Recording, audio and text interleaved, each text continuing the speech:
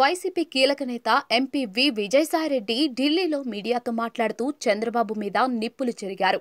ఆయన మీద పరువు నష్టం దావా వేస్తాను అని కూడా హెచ్చరించారు. దానికి కారణం తన మీద లుకౌట్ నోటీసులు ఇచ్చినందుకు అని ఆయన ఫైర్ అయ్యారు.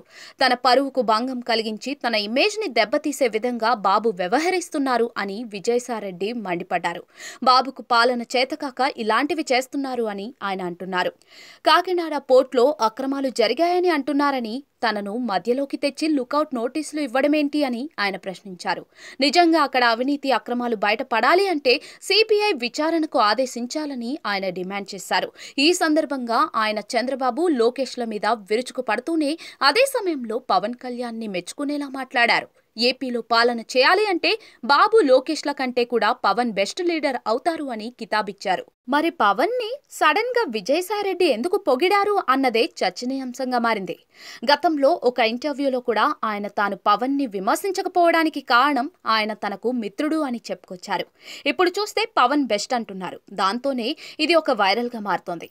ఏపీలో చూస్తే టీడీపీ కూటమిలో జనసేన ఉంది. కాకినాడ పోర్టు నుంచి అక్రమంగా బియ్యం పంపిణీ జరుగుతోంది అన్నది కూడా పవన్ లేవనెత్తిన ఇష్యూనే. ఆయనే స్వయంగా సముద్రంలోకి వెళ్లి మరి అక్కడ షిప్ ని తనిఖీ చేశారు. మరి పవన్ ఆ విధంగా ఈ విషయంలో సీరియస్ యాక్షన్ కోరుకున్నారు. టీడీపీ కూటమి ప్రభుత్వం కూడా దాని మీద ఫోకస్ పెట్టింది. ఇప్పుడు విజయసాయిరెడ్డి పవన్ బెస్ట్ అంటూ చంద్రబాబు మీద విమర్శలతో ఆడిపోసుకోవడం వెనుక ఏ వ్యూహం ఉందని అంటున్నారు. అయితే బాబును విమర్శించే క్రమంలోనే అదే కూటమిలో ఉన్న పవన్ మంచి పాలన ఆయన కంటే ఇస్తారు అని విజయసాయిరెడ్డి చెప్పి ఉంటారని అంటున్నారు. ఇక కొసమెరుపుగా తమ అధినేత జగన్ ఇంకా మంచి పాలన ఇస్తారని కూడా విజయసాయిరెడ్డి అన్న మాటను గుర్తు చేసుకుంటున్నారు. మొత్తానికి ఆయన అన్న మాటల్లో బాబు టీడీపీనే గట్టిగా టార్గెట్ చేశారని అంటున్నారు. మొత్తానికి విజయసాయిరెడ్డి నోటి వెంట పవన్ బెస్ట్ అన్న మాట రావడం మాత్రం రాజకీయంగా కొంత సంచలనంగానే ఉంది అని అంటున్నారు. వచ్చే వారంలో మీ పైన, చంద్రబాబు నాయుడు పైన, కేవీరావు పైన హైకోర్టులో డిఫమేషన్ కేసు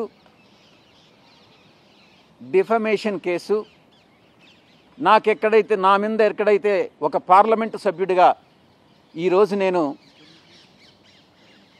ఎక్కడికి వెళ్ళేటటువంటి అవకాశం లేదు. వెళ్ళను కూడా. చంద్రబాబు నాయుడు వెళ్ళమన్నా కూడా వెళ్ళను కూడా. అలాంటి వ్యక్తిని నా మీద లుకౌట్ నోటీస్ ఇవ్వాల్సినటువంటి అవసరం ఏముంది? తనకు బుద్ధి మందగించింది అని నేను అందుకనే చెప్తా ఉన్నా. నా పైన 21 కేసులున్నాయి. నేను ఎక్కడికైనా విదేశాలకు వెళ్ళాలంటే సిబిఐ కోర్టు హైదరాబాద్ పర్మిషన్ కావాలి. కనీసం ఆ ఇంగిత జ్ఞానం అన్నా చంద్రబాబు నాయుడుకు లేకుండా లుకౌట్ నోటీస్ ఇవ్వడం అన్నటువంటిది, ఒక పార్లమెంటు సభ్యుడిగా, ఒక ప్రజాప్రతినిధినైనటువంటి నా మీద లుకౌట్ నోటీస్ ఇవ్వడం అన్నటువంటి దాంట్లో ఉద్దేశం చంద్రబాబు నాయుడు ఏంటి అన్నటువంటిది మీరు అర్థం చేసుకోవచ్చు. ఈ విషయం మీద ఈ లుకౌట్ నోటీస్ ఇవ్వడంలో ఒక అల్టీరియర్ మోటివ్ ఉంది. ఈ యొక్క దాన్ని నా యొక్క ఇమేజ్ని, నా యొక్క రెప్యుటేషన్ని దెబ్బతీసేదానికోసంగా ఇది జరిగింది అన్నటువంటి విషయాన్ని దృష్టిలో పెట్టుకొని అటు చంద్రబాబు నాయుడిని, అటు తప్పుడు కంప్లైంట్ ఇచ్చిన దానికోసంగా ఇటు కేవీరావు ఇద్దరి మీద కూడా నేను కోర్టులో దావా వేస్తున్నాను అన్నటువంటి విషయాన్ని మీకు తెలియజేస్తా ఉన్నా. ఈ యొక్క కేసు పెట్టారు కాబట్టి ఎఫ్ఐఆర్ ఛార్జ్షీట్ ఫైల్ చేసిన తర్వాత అంతా కూడా కంప్లీట్ అయిన తర్వాత, మేము నిర్దోషులుగా బయటపడిన తర్వాత చంద్రబాబు నాయుడు పైన మెలేసియస్ ప్రాసిక్యూషన్ కింద చంద్రబాబు నాయుడు మీద కేసు పెట్టి అతన్ని అప్రాప్రియేట్గా లీగల్ రెమెడీస్ అన్నీ కూడా తీసుకుంటాము అన్నటువంటి విషయాన్ని కూడా నేను తెలియజేసుకుంటా ఉన్నా. పవన్ కళ్యాణ్ సహకరిస్తున్నాడు సార్ చంద్రబాబు కుట్రలకి. అప్పట్లో కేవీరావుని తిట్టాడు, మళ్ళీ ఇప్పుడు ఒక రకంగా చెప్పాలనంటే వాళ్ళ ముగ్గురులో చంద్రబాబు నాయుడు, నారా లోకేష్, పవన్ కళ్యాణ్ ముగ్గురులో బహుశా ఆ ముగ్గురులో పవన్ కళ్యాణ్ బెటర్ లీడర్ అవుతాడేమోనని నా ఉద్దేశం. Thank you very much.